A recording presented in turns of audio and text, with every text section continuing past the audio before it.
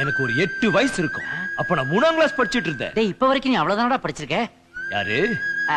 நான் தான்டா Naren. May come in? வேண்டாம், என்ன தடுக்காதீங்க. ஏய் உண்மையை சொல்ல வேண்டிய நேரம் வந்துருச்சு.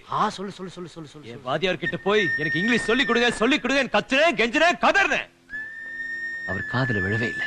நான் அவர் கால்ல கூட விழுந்தேன். ஆனா அவர் கருணை காட்டல. ஏய் வாத்தி இல்லையா, அதான் வெள்ளக்காரன் நம்ம நாட்டை விட்டு போயிட்டான் ஐயா.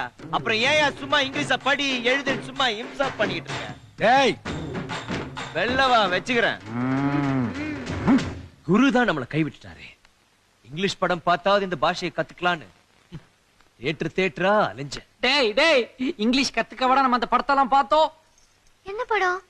Shame shame puppy shame. Narayana சீக்கிரம் படத்தை போட்டுருவாங்க. டேய் என்னடா இது வசனமே புரியல. வசனமாடா முக்கியம், படத்தை பாருடா.